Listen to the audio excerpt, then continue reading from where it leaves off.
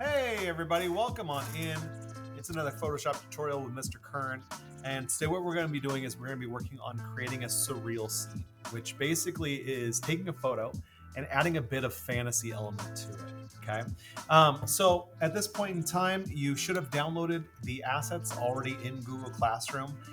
If not, I'll give you a quick second by the fact that you're about to pause this video and then pick it back up right now. Here we go. So what I want you to do is we're going to go open up, and what we're going to open is the photo of the man sitting at a window. Okay. So this is the photo we're going to be playing with here. And what we want to do is on the left-hand side, what we're after is we're trying to delete everything that's in the window. Okay. Obviously you can see there's a cityscape out there. We want to take that out. We're going to add our own thing in there. So what we're going to do is we're going to use a new tool today. We're going to use the polygonal lasso tool. You can actually find it 3 down. In fact, you'll probably see a lasso tool there instead. But if you right click this, you can find the polygonal lasso tool. Okay. Now the polygonal lasso tool, polygonal, that's hard to say. But what this basically does, it allows you to create anchor points in your selection. Okay. So I'm going to actually start above the photo itself. Okay. And I'm going to click. You can see that when you click, you're able to, it sets an anchor point and you're able to move around from that anchor point, okay? So what I'm gonna end up doing here is I'm gonna use this to guide my way around this window. Now, if you want a complete straight line, you can hold down the Shift key on your keyboard and it will lock there at those 45-degree angles, okay? But I don't necessarily want a straight line because this line isn't necessarily straight. So I'm going to go ahead and I'm going to click at the bottom of the window here. Boom. Okay. You can see that when you click, you set a new anchor point. So I'm going to do the same thing here. There we go.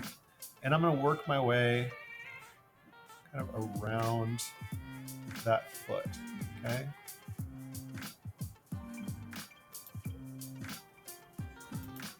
All right.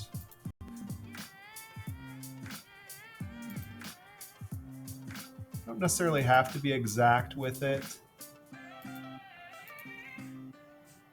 But we're going to go ahead and we're going to work our way around this guy's foot. I don't necessarily care about the shoelaces. Actually, they're part of the shoe there. You can see them on the inside, so I don't want to lose them. Now, I don't necessarily... Normally what we've done in this situation is you've used the quick selection tool. And the quick selection tool may do a good job at this, but at the same time, because you have kind of that gray tone throughout the background and the foreground, you may have some problems with it, okay? So we're just gonna do this fairly quickly. I just realized I goofed up because I wanna be in the window. I don't care about this guy's leg. So what you can do actually to remove pins that you, or anchor points that you don't like, we can hit the backspace button, okay? And you can see that it deletes those anchor points that we messed up on. I did it on purpose, right? All right, we want to keep along the window.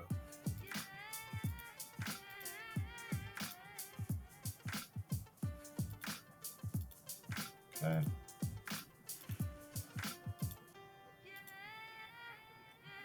All right.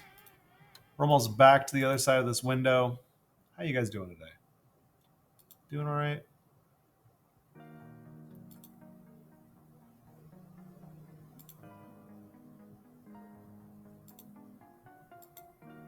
We can smooth this out a little bit later too.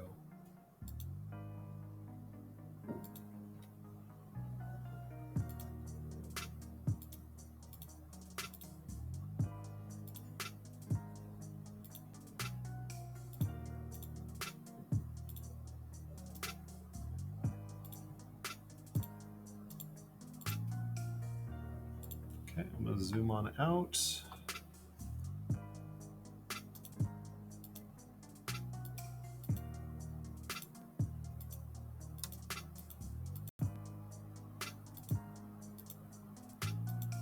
Just do the best you can.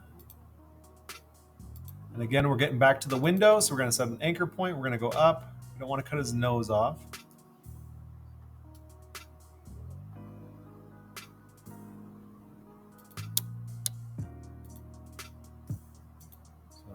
set that, and I don't want to cut off his hair either. A little bit of hair coming through. All right, now we're just back to it again. And then when you get back to your original one, you'll see a little circle show up there by the, I can't even, I don't know what I'm pointing at, but you'll see the little circle that shows up below your pointer. That means that you're about to close the selection. So what you have is a full selection there, okay? And what we can do here is we can actually apply a layer mask to that. And again, it flipped it, so we want to Control I to inverse that.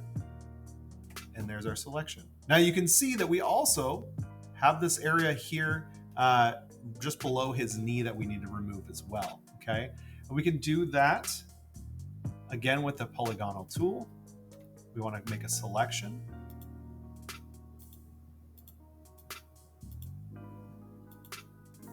Takes a steady hand. Remember, if you make any mistakes, you can just hit the backspace button to go back to your last anchor point.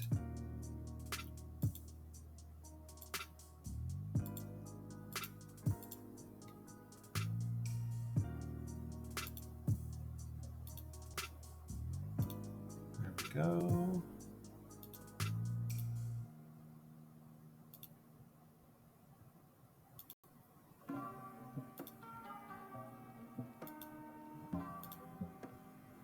All right, almost done with the selection.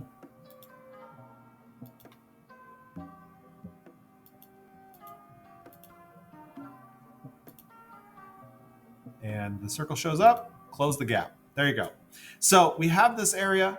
Now the issue with this is that we already have a layer mask. You can't apply 2 layer masks at once. So what we can do with this, while we have this selection here, we can go over to our brush tool, and you can see that everything that's white is showing through, everything that's black is going to be hidden, and we want this part to be black. So we want to have black as our foreground color. With our brush, you want hardness at 100% because you don't want any fuzzy edges on it. You want to just get rid of it. So while that selection is made, you can just paint over it. And everything that's within the selection will go, and everything that's without it, you can't even touch. See, I'm painting, can't even mess with it. Okay, so I'm going to Control D to deselect, so I don't have my selection there anymore. Okay, and there's a good place for us to start. Okay, so we have our first part done. This looks great. What we're going to do next is we're going to apply our next layer to the middle of that. Okay, so what we want to do is we want to go File, Open, because we're working in a different tab, and I want you to open up the picture of Earth, the one that you downloaded. Okay, this is the photo that we have. Now, what we can do here is we can just grab it. We don't want to make, unless you want to make any changes to it, what we can do is we can just grab this with our Move tool. I'm going to hit Convert to normal layer. And I can just grab it, hover above this tab, bring it down, and let go. And you can actually see it's a much smaller photo here. If we hit Control T, we can resize it. And it's going to look a little pixely. That's okay, because when I hit Enter, it's going to snap back. Okay. All right.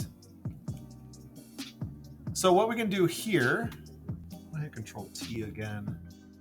Resize it a little bit more. Bring that down. Okay, there we go. Now what I can do here is, over here in our layers, I can grab a layer and move it down, because I want the layer with the man at the window to be on my top layer on this part. Okay, and you can see that it pops behind it. Now, what I would like to do on this is, again, I want to be on the Earth. I actually want to tip it upside down. I'm going to go a little upside down with it. Okay, and again, if you hold down Shift, you can actually lock things into place. But there we go. Okay. Now, once we actually have a background in here, you can actually see some of our inconsistencies here with our layer mask. And again, if we click on our layer mask and we go over to our brush, this case, I do want a fuzzy brush, so I'm going to turn down the hardness here and change the brush size. And if we just paint black, we can get rid of those things, okay? And get some of these harsh corners out of here. Okay, and anything that you paint is going to disappear. Okay, now you have some white highlights that show up here. We're going to fix those in a bit, but we're just out to fix some of these goofy looking corners. Okay, did we miss anything there? Nope. Miss anything there? Nope. Got a little bit of the nose there we got to fix. That looks good. Looks like I missed a little bit there. That looks pretty good. And you can see that you could nitpick this thing to death. You can actually zoom in and take care of all this. It's those harsh corners that really we got to take care of.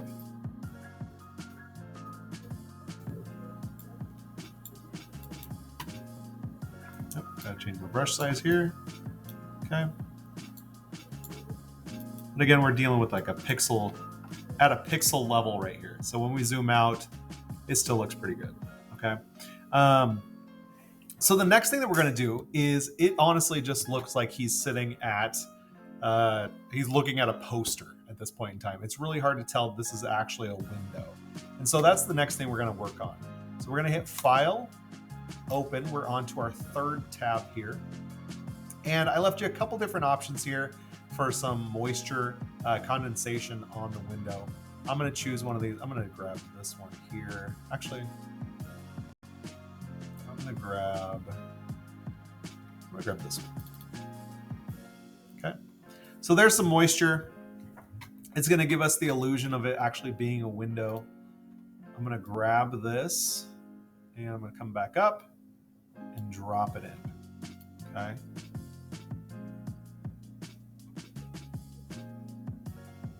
All right. I'm going to hit Control T. And we can try and resize it. And hit Enter.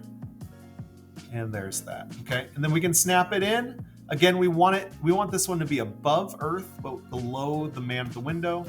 If we do that. But the problem is now that we've just hidden that Earth completely. Okay. But we can bring it on back. In fact, what we're going to be doing, this is something that we played with a while ago. We can actually go to our blending modes. So we're here where it says normal. You can go through this and actually choose one of these blending modes. So it allows it to kind of blend in with the layer behind it. Okay, so play around with these, see which one works good for you. Obviously, there's some that work better than others. Excuse me. I'm going to go with lighter color. Even lighten is probably good. I'm going to go with lighten. I changed my mind. Okay. So now we can actually see the layer behind it, but still it's a little too bright. So I'm going to go to opacity. I'm going to turn that down. Okay. So we just get a faintness of that condensation. Okay. I think it looks good around like 25% or so. All right. All right. We only have a couple more steps to go. So at this point in time, we've got the man. We've applied a layer mask to that. We've applied our background. We applied our overlay, our layer to it to allow it, give it a little bit more of that surrealness. So you believe it's actually there, but obviously it's fantasy. So at this point in time, what we're going to end up doing is we're going to make some changes to the photo itself. Now you can see that there's a lot of blue in the middle, but we have a lot of white, like grayish tone in the inside. Now, obviously, if we had a reflection here, it'd be darker when we have some blue. So that's what we're going to play with next. So I'm going to have you click on the first layer. Again, the man at the window. What we're going to do here is we are going to mess with our adjustment layers. Okay. Personally, the first thing I'm going to play with is I'm going to go ahead and play with color balance. Okay. So color balance, again, adjustment layers in that second row, the second one over. What we can do here is we can apply some changes to it. Now this color balance it is applying to the entire project at this point in time because it's on top of everything, okay? But in this tab, if we hit this little square with an arrow right here, what this does is it applies a clipping mask to it. So this is a clipping layer, not a clipping mask, but it becomes a clipping layer, which means that it only affects the layer directly below it. So we're gonna go ahead and click that. And now all of our changes only affect the outside. So I'm gonna go ahead and turn up the blue. I'm gonna move this off to the side just so I can kind of see what we're working with here. If you want to go bonkers with it, obviously you can go different colors here, but play around with it. I'm gonna go with a little bit more blue. Darker blue there. That looks pretty good, okay? Additionally, you can also play around with your contrast and your brightness. Again, contrast is your best friend. I love contrast. But you want to apply a clipping mask and then contrast it out. Brightness down. There we go. All right. Now you can look through all these other adjustments. Hue saturation obviously works as well. That's another one that we've played with before. Hue does crazy things. Don't mess with hue. In fact, I'm gonna go back down to 0. But saturation brings out more of those colors. So you make it very blue. Lightness, you can turn that down a little bit. I like saturation. I like 10% saturation. That looks good. Okay.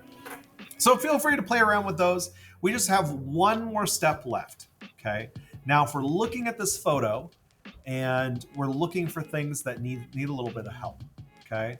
And I see we have some reflections down here in the bottom left, reflections along the base of the window here along the frame. That's the bell.